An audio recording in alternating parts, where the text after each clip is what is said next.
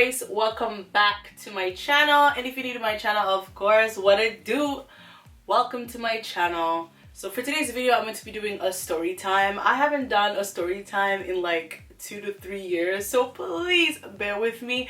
If this is your first time stopping by my channel, thank you so very much for stopping by. Do not forget to hit that subscribe button, and just in case you don't have your notification bell on, make sure you turn that bad boy on so you can be notified every time I upload. If you're not following me on any of my social media, what are you waiting for? It is right there on the screen. Make sure you add me, follow me, let's become best of friends. With that being said, let's get right into this video. Alright guys, so for today's video, like I said in my intro, I'm going to be doing a story time. I haven't done a story time in so long, so like I said, please bear with me. But for today's story time, I'm pretty much going to be telling you guys how my business got scammed, how I got scammed as a business owner, not once, not twice, and not 3 times, because I'm a dumbass. Alright, so as a majority of you guys know, if you've been a subscriber of mine from how long, or even if you started subscribing early in 2020, you guys are aware I did start my own business where I sell hair. I became a nail technician and an instructor.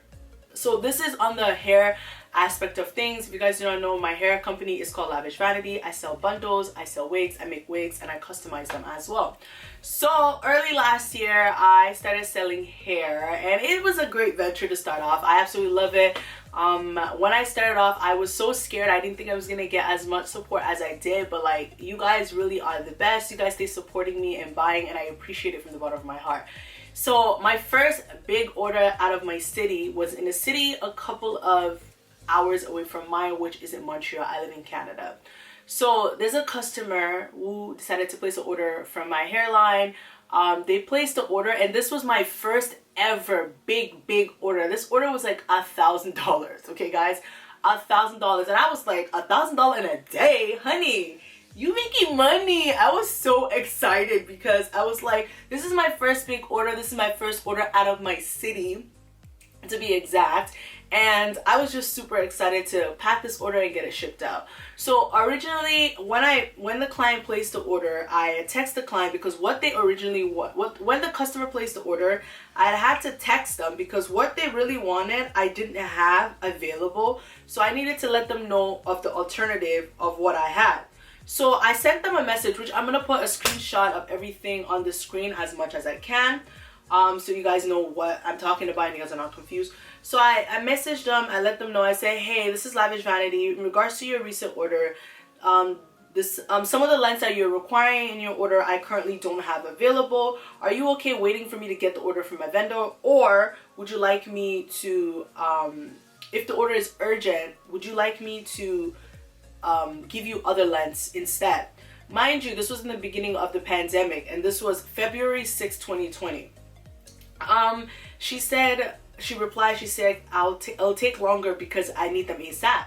So I was like, all right, okay, no problem. I don't have any wig on hand, but I will make you a wig if that works for you. She's like, okay, that works for me. She asked me where my hair is coming from. I told her a little bit about my hair, the vendor, and everything. I didn't have the wig that she wanted in hand, so right after she approved of me making the wig, I started making the wig for her. So I finished making the wig. I sent her a picture. I also told her that for the other bundles that she wanted, I didn't have a closure. I only have a frontal, and I asked her if she was okay with it. She said she said if I don't have a closure, she'll take the frontal. She's fine with it. Mind you, I'm not changing the prices. I'm keeping the prices as what she paid for. Me making a wig cost more than the wig she was gonna get. Me giving her a frontal cost more than the closure she was gonna get. Y'all just keep that in mind. So she also asked me if I had any like colored hair, like ombre blonde on hand. I said no, I didn't have it. The one thing I should have noticed about this order was, where I personally fucked up, was the person who placed the order, the shipping address was in Montreal, but the billing address was in, I believe, like Alberta. And Alberta is a completely different province from Montreal. Okay, keep that in mind as well. So I go on, I make the wig, I send her the picture of the wig. The following morning, I ship the hair out. Okay. She ordered the hair on the 8th, I shipped it out on the 9th. On the 12th, she messaged me. She said, hey, sorry to text you at this time. I just saw you sent me kinky curl, but I ordered deep wave. And I replied, I said, hey, sorry, I'm just seeing this. Can you send me a picture? I'm sure I sent you deep wave. She replies with a picture, and I replied to her. I said, that is the deep wave. You will see what it looks like when it gets wet. She goes, because when I went to go get my hair, the girl told me this is kinky. She showed her a kinky texture and a deep wave texture, and I had to explain to her that different brands or different vendor of hair calls something, if let's say like a brand like Ali Grace calls kinky curl, and their kinky curl is my deep curl. So I tried to explain that to her, that different brands call them different things. So this was February 12th, February 15 at this time. And then all of a sudden, on February the 20th, I get a dispute from Shopify talking about how my client wants a chargeback of $566.90 US dollars. Mind you, I live in Canada, so when that money changes, it's a lot, okay? And I'm like, why would this person, so-and-so, be asking for a chargeback if they got the order? I was a little bit confused. So I sent her a message, and I got an email as well telling me that this customer had asked for a chargeback, and I wasn't sure why a chargeback is being asked. She pretty much went to Shopify, and to Shopify and told Shopify she never got an order. Sis, how did you not get an order when you sent me a picture of the order that you received? Make it make sense. Please make it make sense. It makes absolutely no sense. So I was like, okay. So since I already have her number and we were texting how many days ago, so I sent her a text message. I sent her a screenshot of the chargeback and the email I got from Shopify, and I sent a message right under it. I said, why would you go to the bank and say the order was fraudulent when you already received the order? Hello? She didn't reply. I'm like, can you answer me? You're messing up my business because the bank think I'm doing fraud when you got the order and I have proof that your order was sent and delivered. She never replied. I said, she read it though. She never replied because she has iMessage. And then my message started sending as text message. That's how I knew she blocked my number. I'm like, what the actual fuck? And now you wanna ignore my calls? Because after I noticed that she read my messages, I started calling her number. She wouldn't pick up. I called her with my phone. She never picked up. I called her with my business number. She never picked up. I called her with Rashane's phone. She picked up. I said hello, and she hung up. So I texted her again. I said, I have proof of everything, and I filed it with the bank as well. You stole somebody else's MasterCard, didn't you? The moment that I realized that the shipping and the billing address did not match and the name did not match, I knew something was up. So what I thought had happened was that she stole somebody's credit card to place the order, and the person who the credit card belongs to called the bank and said, hey, I never ordered anything from Lavish Vanity. This is almost $1,000 worth of hair. Can you please figure it out? Whenever you file a dispute with your bank, no matter what, if you got the order or not, you're always right because that's your bank. They write with you. So they will do a fraud investigation, and with the fraud investigation, they'll go back and forth with their logistics team, their fraud team, and with the website where you place the order. The shitty thing with Shopify is, every other time with Shopify, the owner of the business usually loses the chargeback. It's very rare for them to win. And this isn't the first time it has happened to me. The second time this happened to me was an order from France. I sent the order. The same day the person received the order, they filed a chargeback, which means my hair was stolen. So they got the hair and they got to keep their money. So with that being said, I just majorly just stopped doing international orders in regards to the France one. With the Montreal one, there wasn't anything I could have personally done.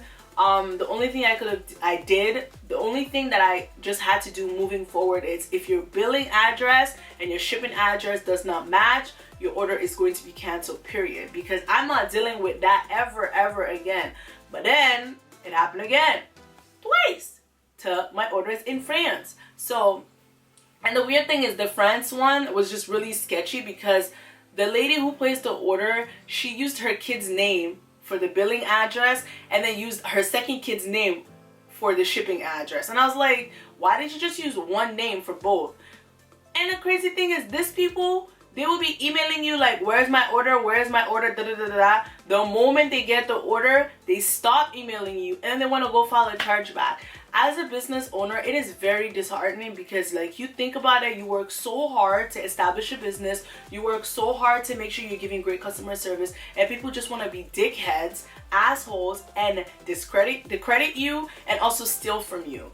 I was very upset when it happened, and like the person who felt my pain the most was Rashawn, because he saw me go through this. I get so excited when I get orders, like international orders or just orders in general. And then this thing started happening, and it's just like, do I even want to continue? Because y'all motherfuckers just fraudulent and y'all thieves. Like, stop stealing, man. Damn. But I learned my lesson from those two personally, and moving forward I know what to do and what not to do. And I just want to advise anybody out there who's a business owner, please be very, very attentive whenever you're packing orders or taking orders from your customers, because some people out here don't care. Like, they really don't care. They will do anything and everything to get things for free, and that is just very sad, because you are hurting somebody else's hard work and somebody else's business. Okay, don't do that. Don't do that. That's not nice. Don't do it. But guys, that is it for my story time with my fraudulent customer or fraudulent client, I'd like to say. Like I said, I learned my lesson. I know what to do and what not to ever freaking do again. And if you guys are wondering, a lot of you guys actually have been asking about my website. My website is currently down because I'm on maternity leave, so I'm not taking any order via my website. But if you want to order anything, you can email me. I have a lot of hair on hand. Inventory is like stock. If you want to order anything, please feel free to email me, DM me, message me on any of my social media platforms. We can make something happen. As long as you got PayPal, e-transfer, Western Union, we good. Okay, I got you. But that is it for this story time. I hope you guys did enjoy the story time. I hope it wasn't that bad, because I haven't done one in a long time. But y'all gonna be expecting a lot of story times from me in 2021, okay? Alright, like I said, I hope you guys did enjoy this video. If this is your first time stopping by my channel, thank you so much for stopping by. Do not forget to hit that subscribe button, and make sure you turn on your notification bell so you can be notified every time your girl uploads. And just in case you're not following me on any of my social media, what are you waiting for? It is right there on the screen. Make sure you add me, follow me, let's become best of friends. With that being said, thank you guys always for all the love and all the support. I appreciate it, and I'll see you guys all in my next upload. Bye!